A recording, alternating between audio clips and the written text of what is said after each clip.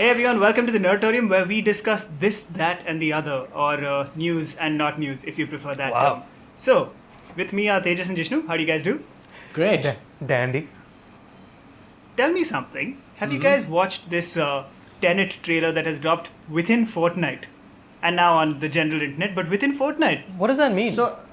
So I'll explain because I am of late, as you know, a Fortnite enthusiast, and I have been playing it amongst my other things that I wanted to try out this quarantine. Have been playing a lot of Fortnite. Yeah, I'm a youth. So I've been playing Fortnite. So the thing about Fortnite is that it's a battle royale game, and there's one island which is permanent per season, and then they change it up, and then you have to kind of eliminate people as you go along. But Fortnite is actually a really great scam, right? As my friend Harry puts it, he's like, because it's a great advertising model, right? The game is free. But you can buy skins and just cosmetic kind of mods to kind of that's their business model. But their other business model is obviously lots of advertising. So lots of artists have performed on Party Royale, which is basically a separate island that they created just for the purpose of advertising and things like this. So it's a non-violent section of the game, so you can't kill anybody. All you can do is just roam around freely it's a virtual world. Didn't what's his face? Some guy with the grilled teeth and the Travis Scott. That guy. Yeah, did a concert. Many artists have actually. Yeah. So it was pretty sicko, one might say. Yes, it was pretty yeah. And it was quite cool. I got what a great tie-in would have been? It was pretty cool, right? Because he had that giant figurine of himself kind of appear exactly when the song switches up and stuff. It's absolutely different from anything else you've probably seen, in terms of performance. I don't know about that because as Jishnu and I know, U2 has been doing virtual concerts since 2004 when they performed within Second Life. It's true. Okay. It's true. We're cutting to a clip of that right now. It's true. Okay, great. That's fine. But my point is that these concerts and things that have happened within Fortnite are quite interesting because you get to roam around as this as a player, and you can see it from whatever angle. You can go with your friends, you can meet up virtually, and at this point of time in the world, it's kind of cool that they were quite prescient and did it earlier. Right. So Chris Nolan is just one in the long line of people who are using the model. Well, I won't say Chris Nolan. I'm sure he's died a million deaths just watching this happen to his baby, but yeah, man, it's so they're playing the trailer the whole of today as we are recording this. It happens at the top of every hour, and I'm yet to go and see it because it premiered at 5:30 a.m. IST, so I haven't got to kind of go and see it myself, but I will today, so just for the experience. Wow. Yeah. Have you watched it on the general internet, on the YouTubes, etc.? I have watched it on the general internet. I have, yes. Are we gonna? Alright, so maybe you can get back with your opinions on how it plays out within Fortnite as opposed to. Absolutely. You do know that they're also premiering the movie within Fortnite at some point. Here's what's interesting. I don't know. Now, Nolan, I know, is remarkably precious about how his movies get released. Right. Yet, whatever promo material I've seen has been angled along the lines of Nolan premieres Fortnite trailer Tenet trailer within Fortnite, and Nolan will be releasing Tenet exclusively through Fortnite and so on, which is suspect because it's very he definitely suspect. gave approval for this at some point. Yeah, but I'm 100% sure he lost a bet. He's 100% lost a bet to somebody saying that he's like if my movie ever releases not in a theater, I will fucking put it on Fortnite. And, that sounds about right. They've officially kind of removed the date, the release date from all trailers and their Twitter handle and things like that. So they were looking at using Tenet as this big vehicle to kind of bring the excitement back to theaters, but since that looks like it's going to be delayed even further, I don't know if that's going to happen, man. So I think it's fine. Maybe he lost a bet. It's like Werner Herzog eating his shoe. But Nolan bros probably play Fortnite, so it's a canny move. Brolins, like myself, do play Fortnite, and yes, I'm excited. The audience is in there. Yes, yes, Yes, you're right. Today. I am curious as to how it would work, though. I haven't seen how the trailer premiered within Fortnite, but is it like a drive-in situation? No. It is like it looks like a drive-in theater. It's got a big kind of screen, but as some people on Twitter have been saying, it's not even an IMAX screen. So, Come like on. to scale If basically. I'm watching the Fortnite trailer through my phone on a screen inside Fortnite, it better be IMAX at the least. It's Oh, not okay. IMAX. So Can you- I can you haven't. fall I've never done through it? this, but Considering that you drop into the game, this much I know, right? You fall out of the sky. you do, yeah. So can you fall can out you of the sky. fall Sure. through the Tenet trailer? I can't guarantee any of this right now. I will be back with an update in about six hours. All right. What do you guys think of the trailer itself, though? I mean, I haven't don't- seen this I- new one. I Yeah. absolutely loved the trailer that was in theaters maybe 6 months ago. It feels like, or maybe a Yeah, little less sure. than, when they played an entire scene pretty much. And that format of trailers I am far more on board with. And That was a agree with prologue, that. right? Like that they released. Yeah, exactly. before Like Rise of it seemed Skywalker. like something. It seemed like something that was intentionally designed to be a prologue. Yes, I mean I don't know if Yeah. it was, if it No, actually it was. is the It's prologue the in the actual. movie. It's the actual first 6 minutes of the film.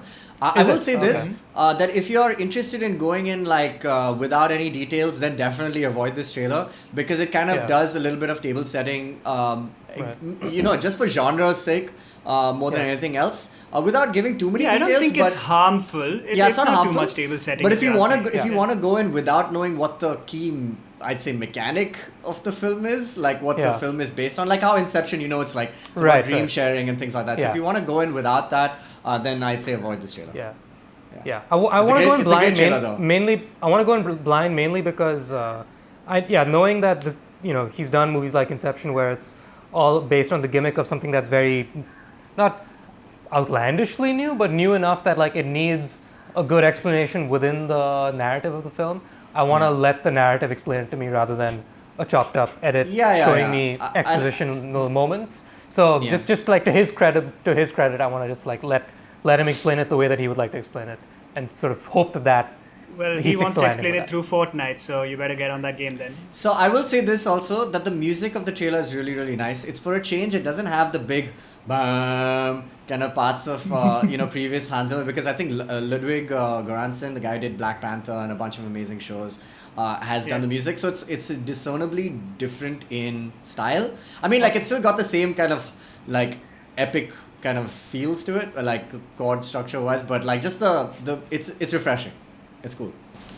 Okay, speaking of Nolan, who, as we know, has directed the Dark Knight trilogy, let's move on to another director of a certain Batman. I'm talking about Zack Snyder and his Snyder Cut. I assume you know all about it. But the news... Yeah. Yes, tell us. No, you said I assume you know all about it. Man, there's too much information out there, is what I was gonna say. It's pretty straightforward. Yeah. People have been clamoring, well, a certain section of Snyder fans have been clamoring for the release of the Snyder Cut. And for the longest time, there was no official word from Warner Brothers, but eventually fans, really like put in money. They were putting up billboards in like Times Square. Yeah. And then Ben Affleck said, sure, I'll tweet release the Snyder Cut.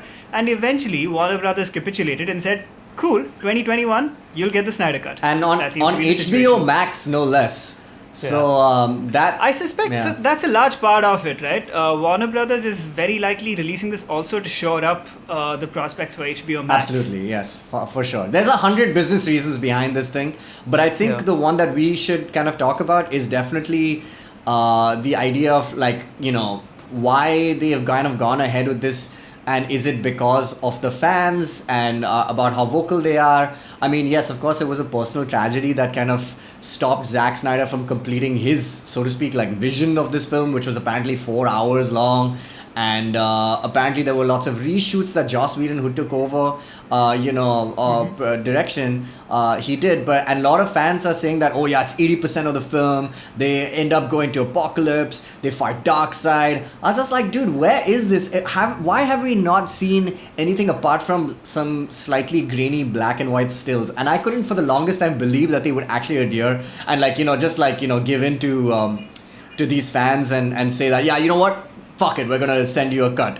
and apparently it's happening. And Check your email. Yeah, I know. I can't believe it, but the fact that they say 2021 also makes it a little bit more suspect because I don't know if they have the footage, Because they have to go man. and make the movie. Yeah, why would they remove Darkseid and keep Steppenwolf, as a character, as the main villain? Like, it just seems so weird. Unless I think it's at least clear that the original movie has not really existed for a long time. Yeah. And essentially what they're doing is saying, okay, Snyder had a vision that we're going to help fulfill now by essentially producing at least half of the movie. Yeah, I think it's more like release the Snyder idea of what the movie could have been. cut. Yes, I think Zack Snyder was just like when the movie came out, people were like, dude, man, I'm so upset that you didn't make your movie. He's like, yeah, there's actually a Snyder Cut, and it's pretty awesome. And then people were like, whoa, Snyder Cut, sure, let's watch that. And HBO and WB were like, sure, Zack, let's do it. Let's make the Snyder Cut. And he's like, fuck, I gotta go make a film now. He's like, yeah, can I borrow $20 million so I can make it again? Yeah.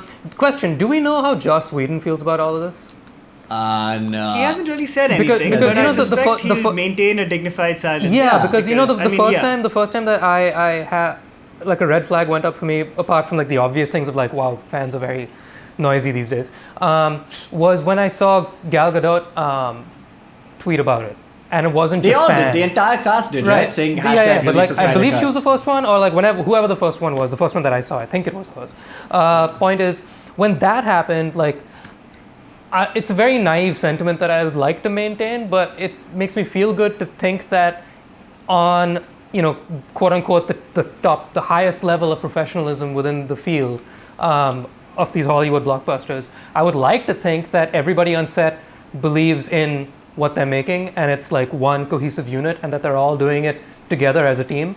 But then the fact that, horrible tragedy befallen the main artistic director. So somebody had to come in and try and fix a sinking ship. So good on Joss for trying to do that. Good on everybody for trying to. That's what it is. I mean, like, you've lost your director. It's like, well, what are you going to do, right? So somebody has to come in and fix it and plug the hole and make the most of it. And so he did. And I'm glad that they did. I'm glad that they managed to finish it. I'm glad that it exists and wasn't completely abandoned. But then the fact that the actors also then after the fact go out and say like, hey, I think I would also like to see that other version of it. I mean, it's kind of like James Gunn that makes me just fired. feel like it's not all kumbaya as much as I would like it to be. No, and I know but it's naive to think that would be the case, but I just think it's a lot. It reminds me a lot of the James Gunn getting kind of axed from Disney and Suicide Squad, and then like everybody kind of just saying, hey man, we would like the original director to kind of end up doing, because man, when they sold the film, when they pitched the film, that's different because I mean, it's different, but it's the cast kind of rallying around the guy who they committed to begin with. So I'm not surprised that they said yes. Yeah, but they're also saying that like we didn't like what Joss did. And it's like, well then why I don't think that's what they're saying. I just think that what they're saying is that let's also see this, because that movie is out there and they had to do the PR and the press willingly anyway. So they did it, and they still said when the press junkets were on, and they could be lying for all we know, but like they were just like, yeah, this version of the movie is also fine. But they were just like, just in case this one can be made, sure, why not? I'll go ahead with it. I just think that more than anything else, it's this whole battle between fans' voices and a lot of like that small section of like really like that broy kind of douchey fan saying, oh yeah, fuck everything else, this is the real thing and all that stuff. I don't think that's the right way to go either. I just think that, okay, cool, Zack Snyder, sure, you apparently made a film and everybody's like, no man, this is not the actual film, there's another film. I don't know if I believe that, but if fans of Zack Snyder, and I'm sure they are out there, and like and we've liked some of his films and things like that, so if they're going like, hey, sure, if you have a film out there, we would love to see it, then that's cool. But if they're saying, yeah, fuck Joss Whedon and WB for giving us a shit ass movie, yeah, this is the original thing and everything else sucks, I mean, like, that kind of behavior is like, fuck that anyway, right? So but I mean, we're getting a movie whether we like it or not. So right. yeah, it's let's just like see. I just feel like fans are getting a little too much power for their own good, because like I don't want to see the Lord and Miller iteration of Solo, and I don't want to see like I don't want to know about too much of the weeds of what goes into making these things, because like that happens in every movie has its hiccups, and some of them are more public hiccups than others, and so just because a movie is in the public eye before there's even a script involved and the audience is that invested in a movie before it comes out, I don't think that should empower a complete stranger who might love the source material and whatnot as much as anybody else, but that doesn't mean that it's their movie to have a say in. I think there's a balance I just here. hope that it doesn't set a new precedent. I 100% believe there's a balance here. I don't think it's all bad. I don't think it's all good either. Yes, I think you should stick to the vision of a director. That's why you hire the guy, to trust that guy. Yeah, like Ryan Johnson helming Last Jedi for whatever the reviews were. That guy made his version of the film, and that's great. So I wouldn't take that away. But like a precedent, like say Sonic, and the fans saying, "Yo, this is not what Sonic looks like," and that worked out well ultimately for everybody. I think the original, and they paid all. Masterpiece. I mean, besides the point, right, of how the story is, but I'm talking about just the look of the character. Makes it more palatable for the fans. Sure, why not, dude? I think it's a balance, and I don't think it's all terrible. I mean, like, video games are a perfect example of this, right? Like, video games are fixed because of fans. Patches are made because of fans. Like, not the original, but things happen, dude. Like in a number of and collaborative storytelling. So whatever, man. It's a sign of the changing in the medium. We're basically turning movies now to DLCs. And I'm just not a fan of that, but that's just me. But, sure. I'd like my movies to be paintings. And I think the issue is with the medium. It's not just the medium. It's the fact that these movies are made for fans in the first place. Like, it's a question of a balance that is kind of tilting this way, but also it was always kind of facing that way, because why did new Star Wars movies exist? Why is the DCEU even a thing? It's because the fans clamor for stuff. They look at the MCU and go like, what if we had that for DC? So Warner Brothers goes like, cool, I guess we better make that now.